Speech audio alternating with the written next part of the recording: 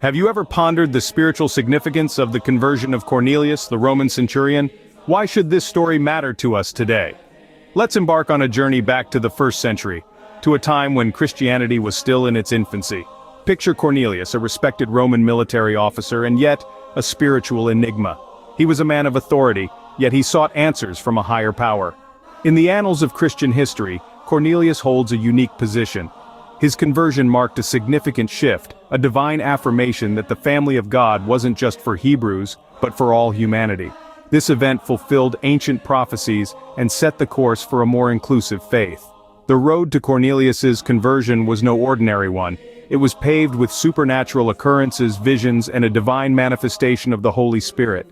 Guiding Cornelius through this spiritual journey was none other than Peter the Apostle. Peter played a crucial role, delivering the message of salvation to Cornelius and his household. Cornelius's conversion was a pivotal moment in the early church's history, marking the inclusion of non-Hebrew people into the family of God. But what led to this conversion? Stay tuned as we delve deeper into this spiritual mystery. The road to Cornelius's conversion was paved with divine intervention, visions, and the manifestation of the Holy Spirit. Cornelius was a man of faith even before his encounter with Christianity. One day, while he was praying, an angel of God appeared to him in a vision. The angel, glowing with an ethereal light, acknowledged Cornelius's devoutness and his acts of kindness to the poor. He then instructed Cornelius to send for a man named Peter, who was staying in the city of Joppa. Without hesitation, Cornelius dispatched his servants to Joppa to find Peter. While they were on their way, Peter himself had a vision. A vast sheet descended from heaven, filled with all sorts of animals. A voice urged Peter to kill and eat, but he refused, citing Jewish dietary laws. The voice responded, "What God has made clean, do not call common." This happened 3 times before the sheet was taken back to heaven. The vision perplexed Peter, but soon the meaning became clear. The visitors from Cornelius arrived, and the Holy Spirit urged Peter to go with them. Peter realized that the vision was a divine message, breaking down the barriers between Jews and Gentiles. Peter and Cornelius met, and the Roman officer fell at the apostles' feet in reverence. But Peter lifted him up, saying that he too was just a man. Peter then preached the message of Jesus Christ, explaining his life, his works, his death, and his resurrection. As Peter was speaking, an unexpected event took place. The Holy Spirit fell upon all who were listening, just as it had on the day of Pentecost. It was a clear sign that God had accepted these Gentiles into his family. The gift of the Holy Spirit was a divine endorsement, a heavenly seal of approval, and a powerful manifestation of God's grace.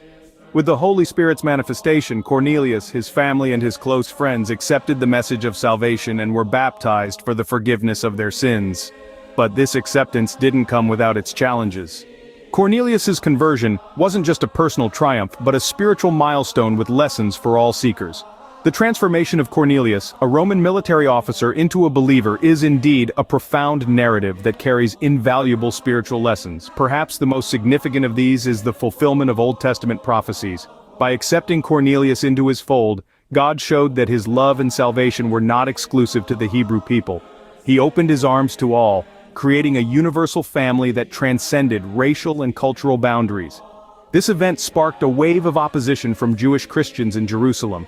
They held on to the belief that the family of God was exclusive to the Hebrews. Yet Peter stood firm, defending his actions and the inclusion of Cornelius and his household into the church. His convictions stemmed from his unwavering faith in God's will, a lesson to all of us about the importance of standing up for what we believe in, even in the face of adversity.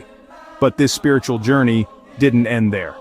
The issue of circumcision for Gentile believers came to the fore, presenting another hurdle in the path of inclusion. The Jewish Christians believed that non-Hebrew believers should undergo the ritual of circumcision, as per the Old Testament.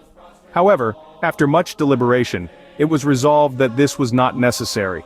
This decision highlighted the evolving nature of faith and the importance of adapting religious practices to evolving contexts.